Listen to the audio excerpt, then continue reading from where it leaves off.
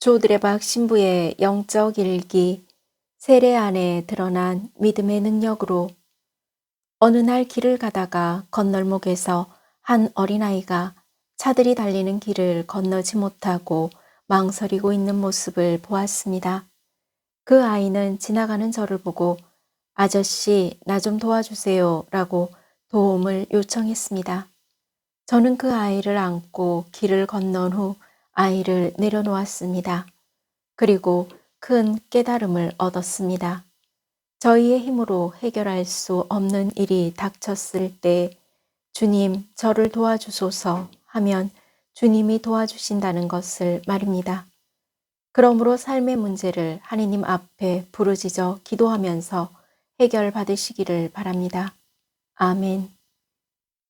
오늘 복음을 보면 예수님께서 요한에게 세례를 받으시고 곧 물에서 올라오셨습니다. 그때 하늘이 열리고 하느님의 영이 비둘기처럼 당신 위로 내리시고 하늘에서 이렇게 말하는 소리가 들려왔습니다. 너는 내가 사랑하는 아들, 내 마음에 드는 아들이다.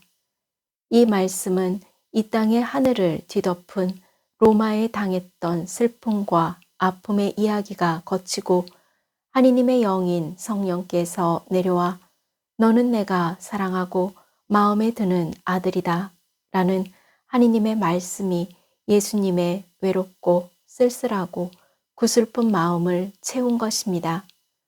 예수님 당시 시대에는 거대한 로마 제국이라는 억압을 받았던 이스라엘 민족들은 마음대로 숨쉬고 자유롭게 살 수 없는 슬픔과 절망스러운 삶을 살았습니다.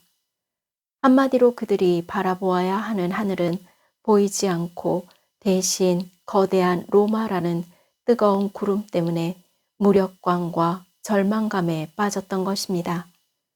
왜냐하면 자신들의 아픔과 슬픔을 외면하고 숨어 계신 것 같은 하느님께 대한 원망과 절망이 있었기 때문입니다. 그러므로 예수님의 세례 안에는 예수님의 외롭고 쓸쓸하고 구슬픈 마음을 담았던 하늘 이야기로 당시 어둡고 슬프고 아프게 살았던 이야기를 덮어버린 믿음의 능력이 생겨난 것입니다. 다시 말해 예수님께서 세례를 받으심은 하느님밖에 의지할 수 없는 외롭고 쓸쓸하고 구슬픈 마음을 드러내 주신 영적인 힘이었음을 보여주신 것입니다. 지금은 이대로 하십시오. 우리는 이렇게 해서 마땅히 모든 의로움을 이루어야 합니다. 요한복음 14장 12절에서 14절 말씀입니다.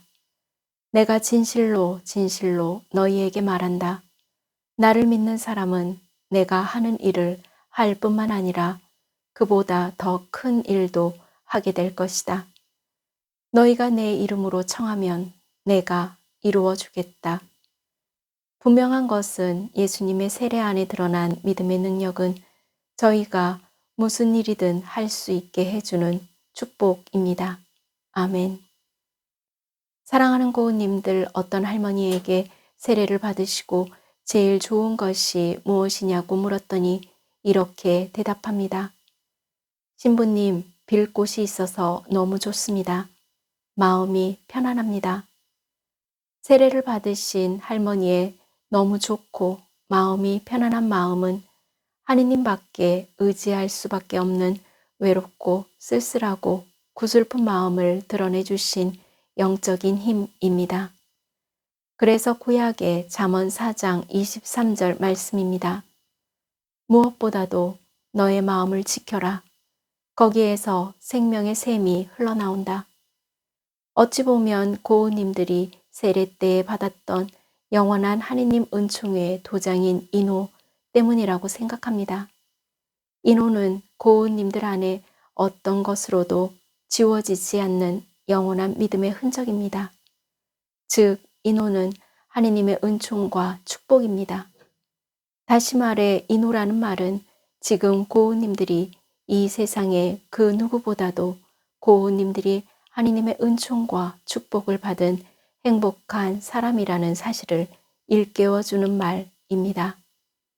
이제 머지않아 고우님들의 삶의 자리에도 거대한 어둠의 구름은 걷히고 대신에 주님 햇살이 가득한 은총의 치유와 회복 그리고 축복으로 넘쳐나게 될 것입니다.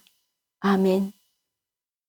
저들의 박사제도 주님 세례 안에 드러난 믿음의 능력으로 몸과 마음이 아픈 고우님들과 아픈 이들을 돌보는 고우님들 그리고 고우님들의 자녀에게 주님의 치유와 회복의 은총이 함께 하시기를 기도합니다. 아멘. 영적 일기를 마무리하면서 주님 세례 주기를 맞이하여 고우님들이 하느님만 의지하는 예수님의 외롭고 쓸쓸하고 구슬픈 마음을 기억하면서 반드시 무슨 일이든지 할 수 있는 믿음의 능력으로 치유와 회복의 은총을 누리시기를 주님의 이름으로 강복합니다. 아멘.